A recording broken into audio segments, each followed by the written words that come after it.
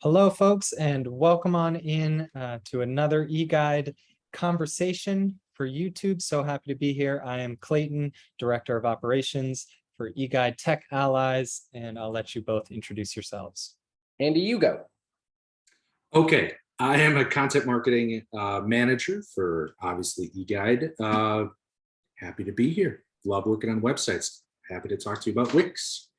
And I'm Gregory. I'm the owner of eGuide. I can't be on a call these days without a fidget thing, so apologies in advance. We are here today to talk about Wix, and at eGuide we build websites for small and medium-sized businesses. We are a Wix partner, soon to go up to the next level of Wix partnership, which is something we're super duper excited about, and we absolutely love this tool. So any updates and any changes in the tool set that Wix website builder provides are vital to the business that we do every single day. And so if you're interested in learning more about how to use Wix yourself, either for your own website or for your clients' websites, then this video is for you. We're just going to be talking a little bit about the differences between the Classic Editor in Wix and the Editor X in Wix, which is not a new update, but is an active kind of, there's some active tension, I would say, in user preferences between Classic Editor and Editor X. Both are relevant to anyone working with Wix in today's day and age. And we kind of want to get into some of the differences, some of the pros and cons, and sort of our perspective on these two different editors. So I think one helpful question to set the stage is to ask, what's possible in Editor X that just wasn't possible in the Classic Editor? Yeah, I think the big thing and kind of the evolution of this is as more and more WYSIWYG editors, so what you see is what you get editors, become more mobile friendly. By nature, the Wix Classic Editor kind of puts some hard parameters on the edges of the page, which impacts kind of that scalability or re-rendering that needs to happen in a modern day website. Wouldn't you say that's kind of where things came from, Andy?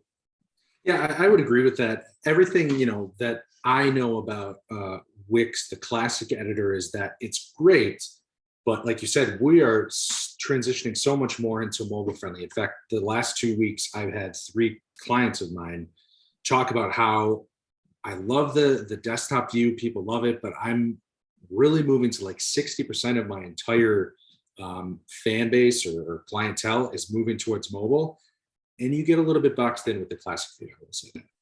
Yeah, good to know, and we'll kind of take a look at this in just a second, that like the mobile editor, so if you want to watch back to our Squarespace video, the new updates that happen from 7.0 to 7.1 give you complete control over what mobile view looks like in Squarespace.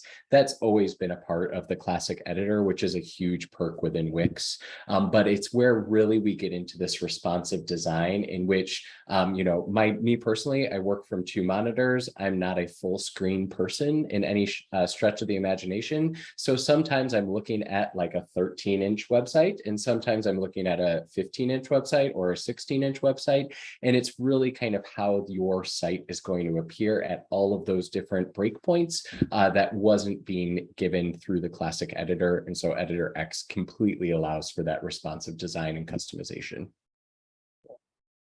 It's interesting that, sorry, Clayton, I didn't mean to interrupt you. It's interesting that the advantages of Editor X, it seems like it was really built for agencies and freelancers, because they are the ones that are going to get in the mud with the nitty gritty, with the details that an inch here or there really is going to make the difference. And all the positive reviews I've read about Editor X, it's all been freelancers, and just the casual user has kind of a lot of issues with it going from one to the next, which is, I think, why I don't want to put words in Wix's mouth, but it seems like they're almost doing a little bit of a pump on the brakes, and they're doing a Wix Classic Editor 2.0. That's the place they're moving in, rather than moving everybody over to Editor X. Cool.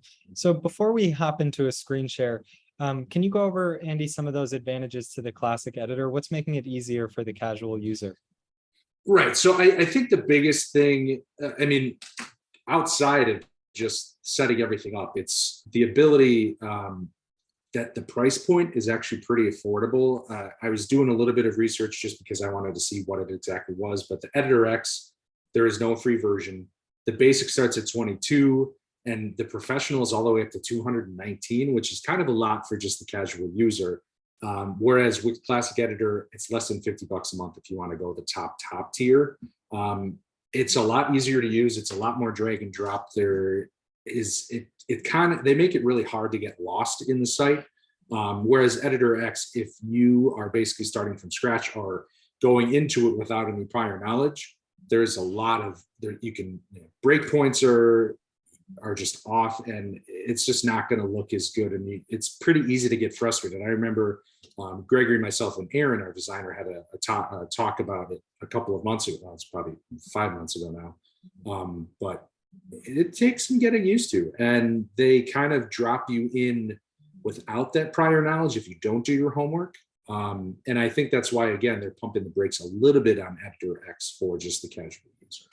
I'll also preface this by saying that like the majority of our clients, so right now we have 47 active sites on Wix that we've had some handled in some way, shape, or form, are all in the Classic Editor, and they are all smaller organizations. So I will say that there's a great use case out there for an agency who needs a WYSIWYG editor and the ability to see the site very visually and get as granular as they need to with the responsive design. So typically for that agency approach, if you want to do really cool graphics and kind of scroll effects and have it all of those very seamlessly appear, those aren't typically the sites that eGuide is building. We're building very functional, usable websites as a tool for our clientele. Well, I think it's important too that we are very much we love to teach the people how to use it, or we want to be able to hand it over to them without it being, okay, well, you did all the work. Now, if I want to make a small edit, like, what am I supposed to do? And obviously, we are very happy to do that for them if that's their choice. But if they want to be able to work on their own website without our help, Editor X is a little bit more difficult than the Classic Editor for sure. Yeah, lots of training, lots of fine tuning, which we'll see here in just a second. Mm-hmm. Let's get into it. Let's have a look at these two different editors and get a visual for our viewers on kind of what the tactile differences are. Yeah, so I think before we jump into these two versions, there is a third Wix version that we do come across a lot with, like, just I'm trying to DIY my site, and that is the Wix ADI functionality. And that is basically like you're just filling out forms and it's doing all of the design for you. The conversion process from ADI into Classic, which we'll see here in just a second, is seamless. And Wix does offer a Classic into Editor X conversion, which gets a little bit clunky still. And I know that they've still been ironing out some kinks to make that transition happen. But if you wanted to start at your most basic level and transition into these three editors, you do have the ability to do that within Wix as well. So, yep, very good. What I have pulled up here is an Editor X template site. And so I tried to pull two like design agency examples so we could kind of see them side by side. So this is going to be the Editor X example over here with the X marked at the top with the tab, and you can see Editor X here. And then this is going to be the Classic version, which has the Wix icon over here. And you're going to be able to see Wix at the top of the screen here, just so we can ground this as we're going through these. So at a glance, we're able to do look and feel things in basically the same way. So any sort of customized fonts, any sort of customized layouts of desktop view is pretty seamless between these editors. Where we get into immediate distinctions and differences is going to be in Editor X. As soon as I start to resize the screen, you're going to start to see elements really jump and scale accordingly. So this is another example down here. We're seeing the size of the images kind of grow and shrink based on the screen size. Over here in Editor X, in the Classic Editor, if I shrink my page down, there's some reformatting to kind of keep things center in here, but I'm going to get to this breakpoint in which I just start to create a smaller page, right? And then the way that the Classic Editor treats the smaller screen size is if we switch over to mobile view, it's going to be this design has been customized specifically for your mobile layout versus if I want to go into a mobile view here, it's just the same site, and it doesn't matter if I make this a little bit larger or smaller, it's seamless between those breakpoints and transitions. I would say that is kind of the biggest differentiation, but as soon as we start to dig under the hood of these two editors, things get drastically different. But before we begin, Andy, anything else at a glance that you wanted to add into that before I jump into the editors themselves? Well, it's interesting, and you might cover it, but it's interesting that in the Classic Editor, there is no tablet view that you can do any editing on. It is strictly desktop view in the Classic Editor. But as soon as you move over to Editor X, you do see that you have the advantage to work on a tablet view, which I know for myself, doing a lot more work on just browsing on tablets, it can be really annoying when a website is meant for desktop. And now that I do the work that I do, I can tell that, and it's distracting. And if I find it distracting, chances are more people are going to find it more and more distracting. So a big advantage to moving forward, and as you see that the common devices and being able to go as granular as that, that's pretty impressive. Yep.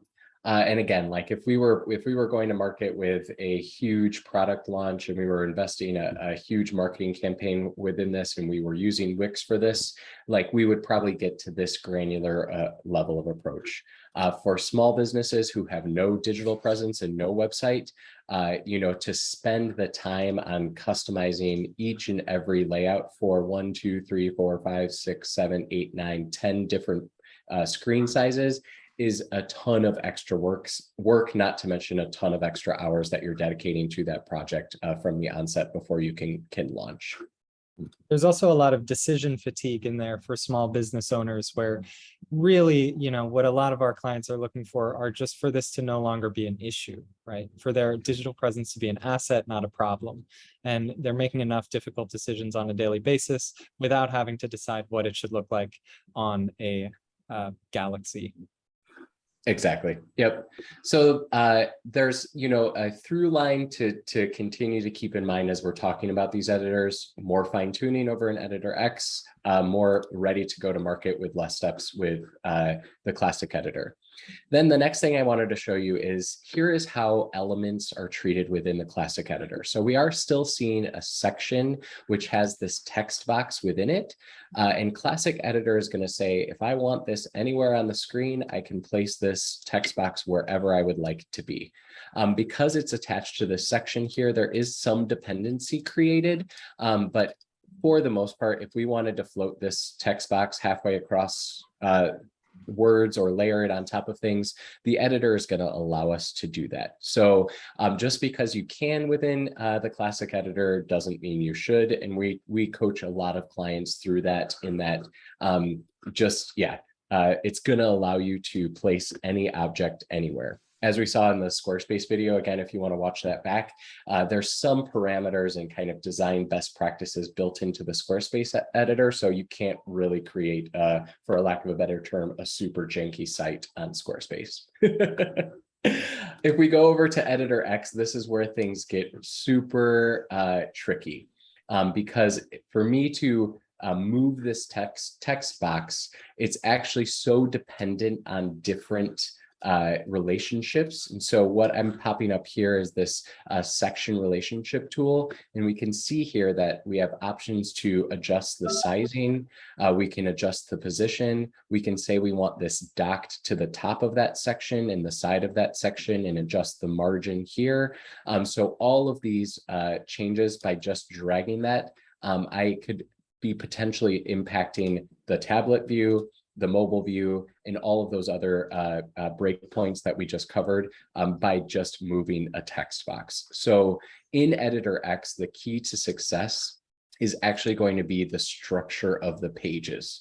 So over here, if I pop up the Layers tab, this to me resembles a lot of page builders on the WordPress side, in which you have to have the structure of the page in the correct order and the correct shapes in order for the page to do what you're looking to do. And if you go through the Editor X training, this is where like the framework begins, is the relationship between layers and objects, containers and sections and headers and all of this.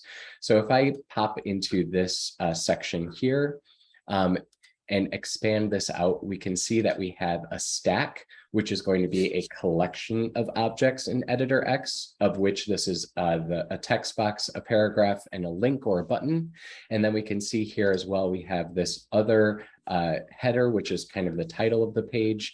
And if I move or reorder any of these, it's going to kind of throw a funk into the relationship between those objects that may also impact the layouts of other views down here. So where this gets super tricky is like in a preview view of this template, it's great that we have these roll-in impacts. We have these different projects that are popping up here. But from the editor side, I can easily make a mess of these, what seem to be somewhat nonchalantly placed projects and make it look really, really bad. And it's not going to do what we want it to do. Versus if we take a look at the classic side of things, we have three, different objects here. I'm actually going to go into the web version of this one, where our relationships are more set in stone and what you would expect. So here are projects. Sure, the layout is not as fancy, but we can still create some pretty fancy things within the Classic Editor if we wanted to do that. But we have a gallery view here.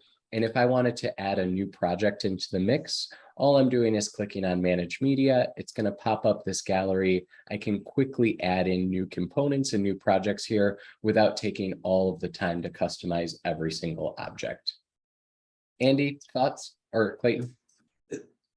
No, that you kind of hammered it home, is just the editability, and it really depends on what you're looking for. I think neither one is bad, I don't think. You can definitely get into the weeds in Editor X if you're not ready for that, or that's not something your business is interested in. But both of them, excellent products, and I really, you kind of hammered it home with that last. So for folks who, I'm going to do a double fire here as we close out this week's video. For folks who are interested in the Classic Editor, and if that sounds more like their speed, Andy, I'm curious about what you're hearing about this kind of reinvestment in the Classic Editor style. And then to Gregory, to close us out, for folks who are more interested in the Editor X approach, I'll ask you to share some resources on how they can learn those skills. Yeah, it's kind of funny. We talked last week about Squarespace and about how much it's very much becoming the drag and drop, Wix editor. And actually Wix is trying to go a little bit more like Squarespace, having a little more spacers here and there. And there is going to be a significant upgrade that they are going to do, which is very exciting. There isn't too many details available about it yet, but they are definitely, it's like Coca-Cola and Pepsi. They're really trying to work and working off of what the other does really well. And it's kind of funny that they're crossing paths at the same time. I guess that does happen with gaming systems or anything like that.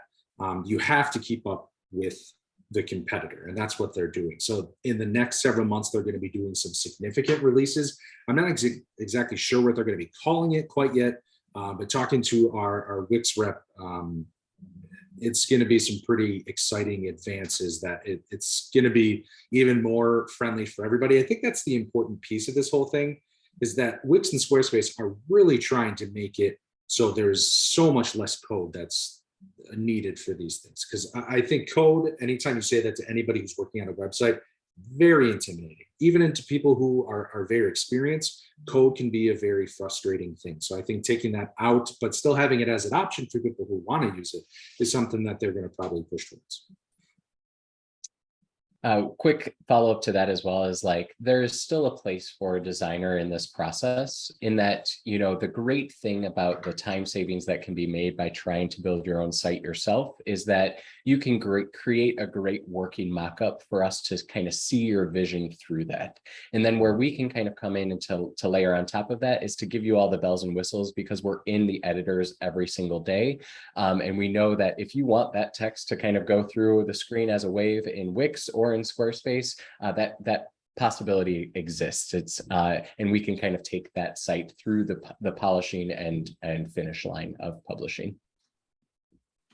For me, for Editor X, I think there is a place for it, right? Like there isn't, in my opinion, a tool on the market that is as visual as Editor X without getting as technical of knowing all of the code that goes behind it. However, like much like some of these other, there's a platform out there called like bubble.io, which is made for like a database management or an app WYSIWYG builder. There's still a lot of training that has to go into understanding the bells and whistles of what their architecture is so that you're building sites in a way that aligns it. You know, the case for Classic is always going to be, I have little to no knowledge, but I can start throwing text boxes and images in there pretty quick and create something that matches a vision that I kind of have in my head. With Editor X, there's no ability to just kind of start throwing things at the wall and figure it out as you go. You'll really have to start with the training. So I think if you are working on a, you know, show-stopping portfolio project, and you need all of that fine tuning that goes into all of those breakpoints, and you really want to do some cool scrolling and re-rendering things for those different user experiences, Editor X is for sure the way to go. And where can folks go to learn a little bit more about how to use Editor X? Absolutely. So there is editorx.com/academy, which will actually take you to their guided walkthrough and training. So if you wanted to dedicate some time into learning the ins and outs of what they want to do, they make it very friendly for you. You can actually get Editor X kind of certified through that process. And if you're a freelancer who wants to add that notch into your belt, so to speak, you can definitely start to gain clients through that Wix partnership by taking that certification course. Yeah, they're making it really easy to do so, because I was doing some looking at it not long ago. They have webinars, they have walkthroughs, they have tutorials, they have, if you're more of a reader, they have just reading through it, which they make it really easy to do so. And you're learning from the people who are building it every day, which I think is really important. Yeah. The other one I do want to promote is Udemy. Udemy does really wonderful work in all the things that they do. It's obviously not just website building. They have so many classes on so many different subjects. And they do offer a masterclass certification certificate that you can, if you want to put it on your resume or use it in an interview, that is a great way to do it, because that is a dedicated 8.5-hour class, and you're able to show that you were able to complete that and you went through all of the steps necessary to use it. All right, folks, good luck with your Wix websites, either for yourselves, your own business, or for your clients. And please know that we are always here for you. So just go on over to eGuidetechallies.com. If you run into any bumps, or if you feel like you need some support on building out that website, we are here for you. All right, thank you so much. We'll see you next week in our next installment of this YouTube series.